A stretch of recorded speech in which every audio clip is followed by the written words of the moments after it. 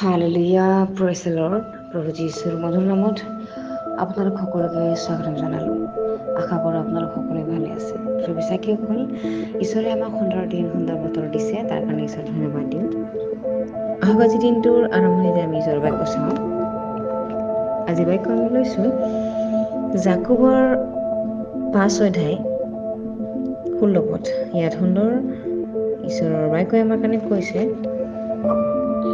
এতেকে তোমালোক সুস্থ হ'বলৈ ইজনে সিজনৰ আগত নিজ নিজ পাপ স্বীকাৰ কৰিবা আৰু ইজনে সিজনৰ কাৰণে প্ৰাৰ্থনা কৰিবা। ধাৰ্মিকৰ নিবেদন কাৰ্য সাধনত মহাশক্তি বিশিষ্ট। Hallelujah, praise the lord.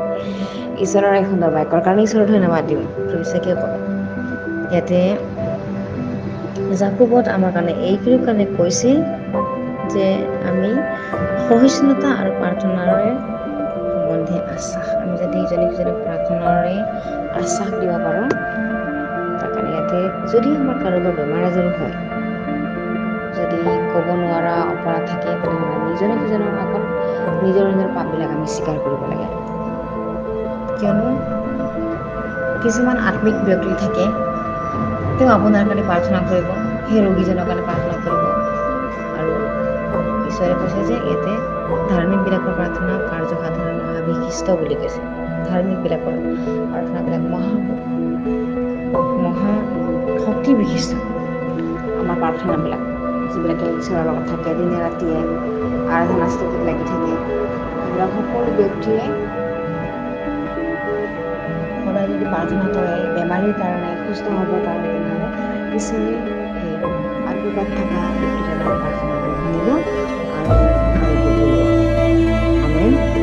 সেইকাৰণে আমি যদি গোপনীয় ক'ব নোৱাৰা পাপ থাকে, ইজন সিজনৰ আগত স্বীকাৰ কৰিব লাগে। হ'ব পাৰে ইজন সিজনক ক্ষমা নিদিব পৰা অপৰাধ থাকে, ভুল বুজাবুজি অপৰাধ থাকে, সৰু সুৰা কথাত কাজিয়া কৰা, সৰু সুৰা কথাত খং উঠা, সকলোবিলাকো চাগে ঈশ্বৰৰ দেখাত ভুল হ'ব পাৰে, ঈশ্বৰৰ দেখাত ঘৃণনীয় হ'ব পাৰে। সেইকাৰণে বাইবেলে কৈছে যে সুস্থ যদি হ'বলৈ মন আছে, তেনেহ'লে আমি ইজনে সিজনৰ অপৰাধবিলাক আমি স্বীকাৰ কৰিব লাগে, পাপবিলাক স্বীকাৰ কৰিব লাগে। তেতিয়া তেওঁ আমাৰ পাপবিলাক ক্ষমা কৰে, আৰু ক্ষমা কৰিহে আমি প্ৰাৰ্থনা কৰিলে ঈশ্বৰে গ্ৰহণ কৰিব। আমি নিজকে চাফা কৰি পবিত্ৰ আত্মাৰ দ্বাৰাই, পবিত্ৰ আত্মাৰ সহায়ত আমি প্ৰাৰ্থনা কৰি ঈশ্বৰৰ আগত ক্ষমা খুজি যীশুৰ নামত যীশুৱে ক্ষমা কৰিব, আৰু আমাৰ প্ৰাৰ্থনাবিলাক গ্ৰহণ কৰিব আৰু উদ্ধাৰ কৰিব। বিশ্বাসীসকল, তাৰ কাৰণে আমাক পাপবিলাক, নিজৰ নিজৰ পাপবিলাক আমাক স্বীকাৰ কৰিব দিছে ঈশ্বৰৰ বাক্যই। কিয়নো ধাৰ্মিকবিলাকৰ নিবেদনবিলাক কাৰ্য সাধনত, যেতিয়া কাৰ্য সাধন হ'বৰ কাৰণে